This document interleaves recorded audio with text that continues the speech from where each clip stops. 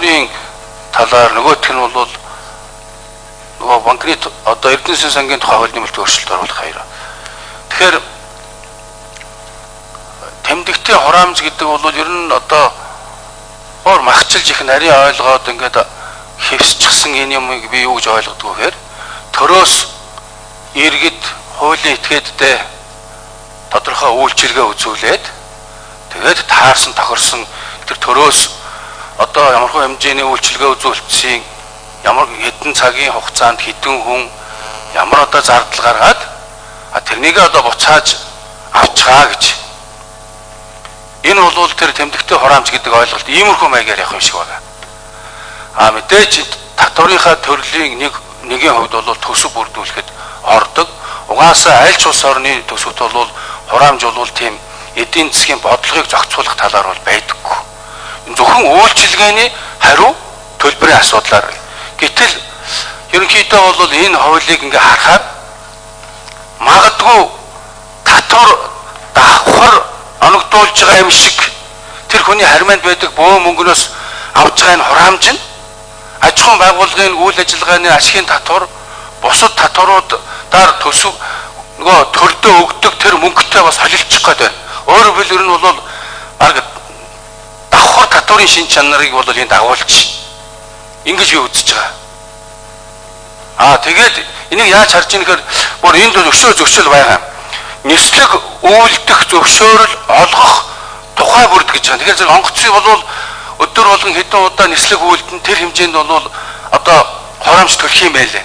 Ингэхээр зэрэг бүр үйл ажиллагаанаас нь авдаг татварын шин чанарыг агуул авчиж байгаа. Хоромж гэдэг бол өөрөө бас үүрэгтэй нийгэмд тэргээл биелүүлэх ёстой. Тэр бусад татварууд бол тэр эдийн засгийг хөшөөрөгдөх, эдийн засгийг зохицуулах, улс орны амьдралыг зохицуулахтай холбогдож татварын оноос нэртэй тэр татвар бол тэгж явдаг. Тэгэхээр зэрэг энэ дээр бол цаашдаа үндсэн хуулийн цэцээр очиод онцохгүй. Энэ чинь бол давхар татварын асуудал гарч ирж шүү. Хураамж гэж нэрээр нэг 20-30 сая төгрөг хүртэл 50 сая чөлөө маш их олон сая төгрөг өгдөг мөртлөө ахаад үйл ажиллагааны татвараа тэр архины үйлдвэрч байдаг юм уу тэр уурхайн байгуулагч янз бүрийн татвар төлж байгаа шүү дээ. Энэ агуулгаараа давхар татварын шин чанарыг их агуулж байна. Энэ бол үндсэн хуульд зөрчихгүй гэж энийг та нар яаж тайлбарлах вэ гэж нэг дахь асуулт. За хоёр дахь асуудал бол энэ парламентын төсөв болгон дээр яригддаг зүйл бол энэ олборсон алтыг тэр хэмжээгээр нь татвар ногдуулж татвар авах асуудлыг шийдэж чадахгүй байгаа асуудал. Өчигдөр эдийн засгийн байнгын хорон дээр бас ярьсан. Тэгэхээр зэрэг одоо бол Монгол банкын тушааныг хичээхээр нөгөө алтнуугаад байгаа нөхөр бол Монгол банкнд авчид өгчих юм бол биш ээ. Арилжааны банкнд тушаадаг гэхээр зэрэг бүгдээ авчид өгдөг юм биш ээ. Энэ уул уурхайхаа бодлогыг эмгцэгчтэй тэр улсын нөөцийг хянаачаал гэж хэлээд байгаа шүү дээ. Мэргэжлийн байгууллагууд нь тэр уурхайн хичнээн тоон алттай юм, хичнээн тоон нүүрстэй юм. Тэрний одоо хөдөлгөөнийг л хянуул энэ татварчин зөв орж ирнэ шүү дээ. Тэгэхээр зэрэг эсвэл цэрэг цагдаа, эсвэл гайлгээд байдаг. Тэргээр зохицуулахгүй шүү дээ. Ийм үндслэл үзэл баримтлаар энэ бас хууль орж ирж байгааг би бас эсэргүүцээд байгаамаа.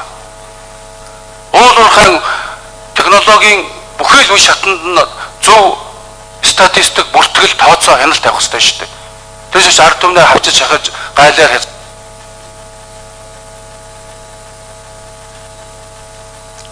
барьцагцаад.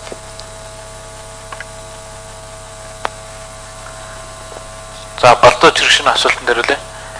Тэмдэгтийн хураамжийн хувьд бол хураамж бол үйлчилгээний төлбөрөө тэрийг бол бид нар бүгдээ ойлгож байгаа. Хураамж бол өөрөө татварын ерөнхий хуулиар татварын нэг төрлөө гэж бас бид нар хуульчилсан баг.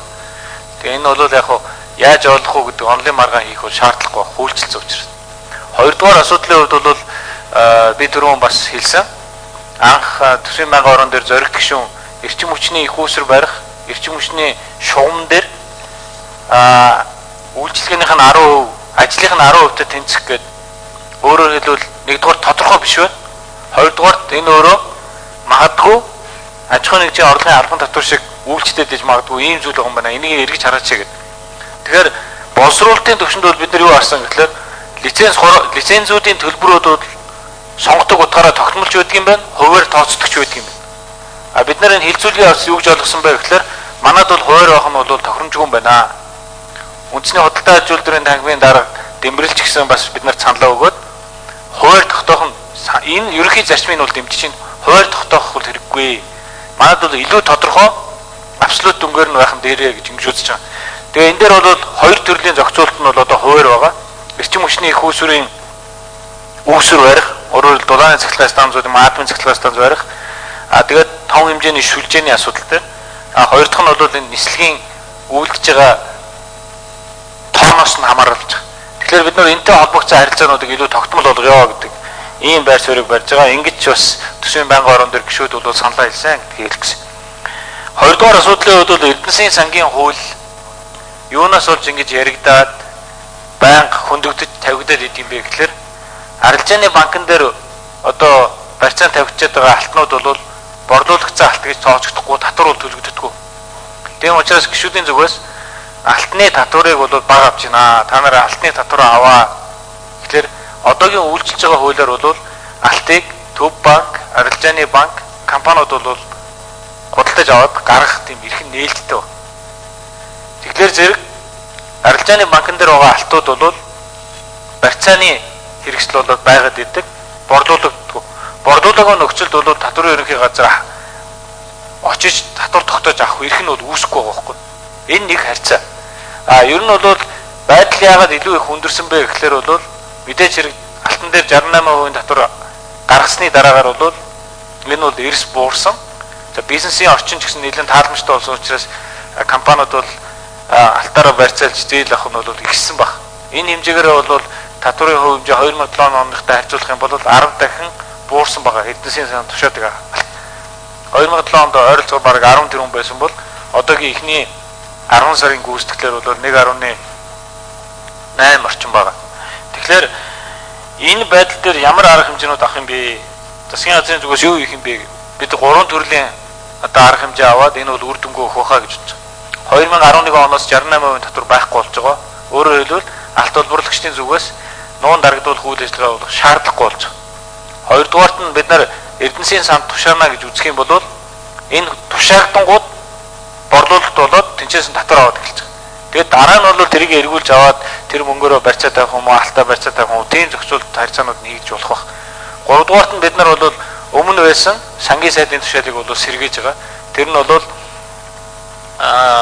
энэ хүчний байгууллагуудын зүгээс илрүүлсэн алтных нь тодорхой хуваар урамшуулалт болгодог энэ системийг бол гүйцэтгэх ажил хийдэг 3-4 байгууллага төр бол сэргээсэн ийм асуудлууд тавьж байгаа. Тэгэхээр энэ одоо эдийн засгийн болон захиргааны арга хэмжээнүүд бол үр дүнгээ өгөх байхаа гэсэн ийм